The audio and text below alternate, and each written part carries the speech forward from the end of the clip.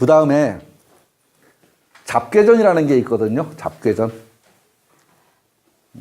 여기에도 안 속하고 저기에도 안 속하는 것들이 그 안에 묶여 있습니다. 끝에 가서는 왜 이렇게 해놨는지 아무도 이해하지 못하는 글들도 더러더러 좀 섞여 있습니다. 그 잡괴전 안에. 계사전, 서괴전, 설괴전, 잡괴전. 얘들이 상하편으로 나누어져 있어서 요것들을 모두 합해서 10가지가 되거든요. 그걸 10익이라 그럽니다. 10익. 예. 주역책은 이렇게 이루어져 있습니다. 이렇게 이루어져 있고 이게 공자가 썼다고 말을 합니다. 그런데 제가 보기에는 공자가 썼는지 어쨌는지는 알 수 없지만 어쨌든 한 사람이 쓴 글은 아닙니다. 문체가 달라요. 생각도 다르고 지향하는 바도 다르고 그렇습니다. 그래서 이렇게 공자한테 좀 이렇게 슬그머니 대서 쓴 글이 아닌가 그런 생각이 들어갑니다. 그리고 고문원에 나오는 주역을 보면 지금 우리가 정리돼서 알고 있는 주역하고는 또 좀 다른 면도 보입니다. 또 다른 면도 있어요. 그렇게 시절이 세월이 또 흘렀습니다. 공자가 서기 전 500년이고요. 주자가 서기 전 지금으로부터 약 1000년 전 사람입니다. 이 사람이 본이라는 걸 지었습니다. 공자 때부터 다시 1500년이 지났습니다. 공자가 써놓은 글을 알아볼 방법이 없어요. 또 그때 사람들이. 그러니까 여기다가 주자가 설명을 또 답니다. 설명을 또 달아요. 본이라는 걸 답니다. 그리고 우리가 배우는 책 중에 그러니까 많은 설명 중에 정의천이라는 사람이 있는데 그 사람이 전을 씁니다. 전.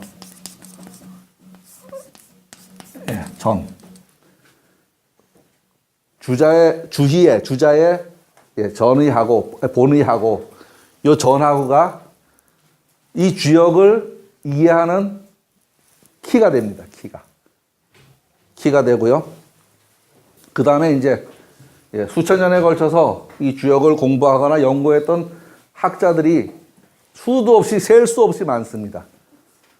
그 사람들의 모든 학설이나 이런 것들을 모아놓은 것이 또 책이 있습니다. 근데 이 책은 아직은 번역본도 없고 그냥 한문책, 깨알같은 한문책입니다. 돋보기 없이 볼 수도 없는 책인데 그런 책도 있습니다. 여기까지가 이제 옛날 얘기고요. 옛날 얘기고. 이제 가장 최근 들어서 우리가 이 주역이라는 거의 맛을 어떻게 보게 됐느냐 하는 이야기입니다. 불과 100여 년 안 된 이야기입니다.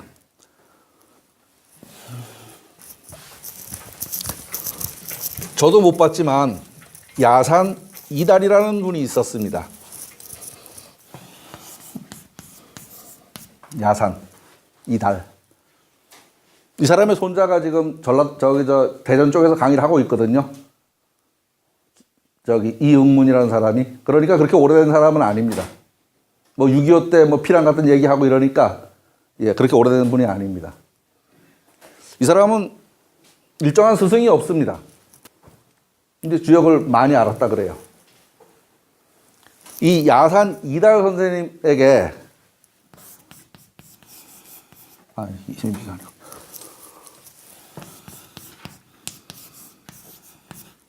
아산 김병호라는 분이 글을 배웠다고 합니다. 주역을 배웠다고 합니다.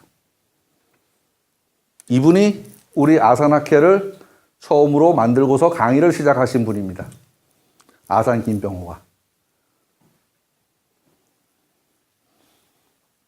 그리고 이분의 아들인 일강 김준규라는 분이 있었습니다. 일강 김준규. 요 분이 제 스승님입니다. 선생님입니다. 대구에서 제천까지 오면서 강의하셨던. 그리고 이분의 제자가 이제 우리들입니다. 요게 주역이 우리에게까지 흘러온 길입니다. 우리에게까지 흘러온 길. 5,000년이 이제 손 안에 딱 잡혔습니다. 5,000년이. 이제 용어 설명을 드립니다.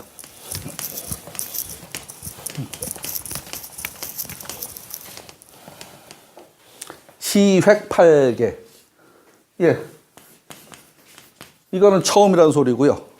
시작하는 쪽에 쓰는 말이죠. 처음이라는 소리고. 예, 획은 이건 뭐, 그림 그렸다, 그었다, 그렸다. 그 소리고. 팔개는 여덟 팔자고. 괴는 저 작대기를 지칭하는 고유명사입니다. 처음으로 8개의 저 작대기를 그었다. 건, 태, 리, 진, 맞나? 진 맞죠? 진, 손, 감, 간, 곤. 각각의 이름입니다. 각각의 이름. 얘를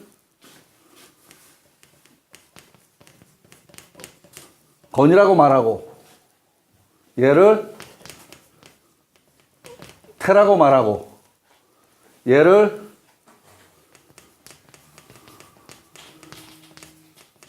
리라고 말하고, 얘를 진이라고 말하고, 얘를 글자 까먹었다. 까먹었으면 그냥 씁니다. 예, 진, 손, 손, 감, 간, 곤이라고 말합니다. 뭐 뜻 생각할 것 없이 그냥 제가 지성기인데 뭐 지성기가 그 의미가 뜻이 뭐야 이런 거 안 물어보죠. 그냥 제가 지성기입니다. 그렇게 생각하시면 됩니다. 얘는 이름이 건이란 놈이고, 얘는 이름은 태란 놈이고, 얘는 이란 놈이고, 얘는 진이란 놈이고, 얘는 손이란 놈이고, 얘는 감이란 놈이고, 얘는 간이란 놈이고, 얘는 곤이란 놈이다.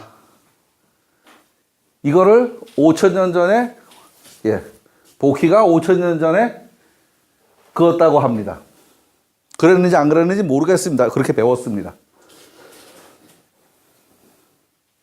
내용을 좀 읽어보겠습니다. 처음 복희가 8개를 그었다고 합니다. 이걸 다른 말로 시획8개라고 합니다.